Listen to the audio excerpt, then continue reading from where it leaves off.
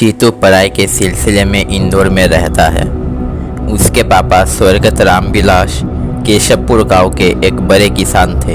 आसपास के गांव के लोग भी उनका सम्मान करते थे, लेकिन उनका उसी गांव के एक और किसान या बोल सकते हैं जमीन हड़पकारी के साथ खींचातानी लगी रहती थी। वो था जनार्दन सिंह।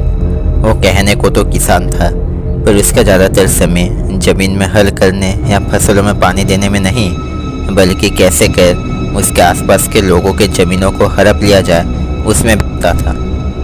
अब करीब 5 साल पहले ही जहां जनार्दन के पास सिर्फ एक छोटा सा ज़मीन था, वहीं अब वो एक बहुत बड़ी ज़मीन में कर्मचारियों के सहारे खेती किया करता। अब उसका नज़र पड़ता है रामविलास के ज़मीन पर। इस तरफ जीतू पढ़ाई के साथ साथ ड्राइंग में भी माहिर था। लोगों और जानवर नेचर के बेहतरीन स्केच बनाकर उसे काफ़ी पुरस्कार मिल चुका था। एक दिन अचानक उसे कॉल आता है कि उसके पिताजी हॉस्पिटल में एडमिट हैं। उनके पेट में एक गहरा चोट लगा है और काफ़ी खून बह चुका है। अब उनके बचने की आशा बहुत ही कम है। अगर जल्द ही उनके ग्रुप का खून का इंतज़ाम ना किया जाए तो उनका मरना तय है। वो जिस हॉस्पिटल में भर्ती हैं वहाँ वो ग्रुप का खून नहीं है, इसलिए जीतू इंदौर से ही एक हॉस्पिटल से वो खून लेकर तेज़ी से उस हॉस्पिटल की तरफ जाने लगता है जहाँ उसके पापा भर्ती थे। लेकिन बदकिस्मती से आखिरकार वो अपने पिताजी को बचा नहीं पाता। रामविलास जी को वो चोट कैसे आती है ये किसी को भी नहीं पता था। कई लोग ये अनुमान कर रहे थे कि खेत में काम करते समय एक बैल आकर उन्हें अपने सींग से मार सकता है, लेकिन सच्चाई किसी को नहीं पता था। उनके और जनार्दन सिंह के साथ हो रहे ज़मीन के विवाद के बारे में जीतू को अच्छे तरीके से पता था।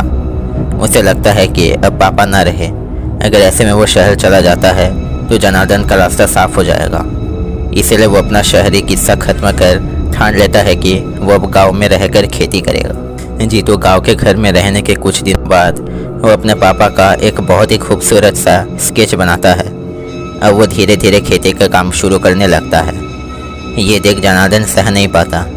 बीच बीच में वो आकर जीतू को उसके काम में बाधा देते रहता है, लेकिन जीतू पढ़ा लिखा था। वो भी कभी कभार जनार्दन को कानून का डर दिखाता रहता है। एक रात की बात है, जीतू सोने जाने से पहले अपने हाथों से बने पापा के स्केच को निहार रहा था। तभी वो बहुत अजीब सा चीज़ नोटिस करता है। और तस्वीर में एक लाल रंग का धब्बा लगा हुआ था। जीतू थोड़ा अच्छे से याद करने पर उसे याद आता है कि पापा के स्केच के जिस जगह पर वो धब्बा था, वास्तव में उसके पापा के उसी जगह पर वो गहरी चोट आई थी। ऐसे ही सोच में खोया हुआ वो उस धब्बे को देख रहा था कि तभी उसके आसपास का नज़ारा अचानक से बदल जाता है। वो अपने सोने के कमरे में नहीं बल्कि खेती की ज़मीन के बीच खड़ा था। वहीं पर वो देख पाता है कि उसके पिताजी भी खड़े थे, लेकिन वो अकेले नहीं थे। उनके सामने जनार्दन और उसके कुछ साथी भी थे। दोनों तरफ से बहुत तेज बहस हो रही थी। जनार्दन बार बार रामविलास जी को धमकी दे रहा था, लेकिन रामविलास जी उसका विरोध कर रहे थे।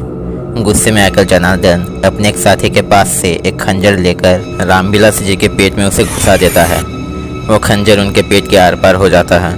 रामविलास जी जोर से चिल्लाकर नीचे गिर पड़ते हैं। ये चीज़ शायद जनार्दन ने भी नहीं सोचा था, इसलिए वो घबरा जाता है और अपने साथियों से कहता है कि अगर कोई उन्हें वहाँ देख ले तो सबको सच्चाई पता चल जाएगा। वो लोग रामविलास जी को वही घायल कर भाग जाते हैं। रामविलास जी भी थोड़ी देर छटपटाने के बाद अपना आखिरी दम तोड़ देते हैं। जीतू जोर से चिल्लाता है। ऐसे में ही जीतू का नींद खुल जाता है। वो देखता है कि अब सुबह के 7 बज रहे थे।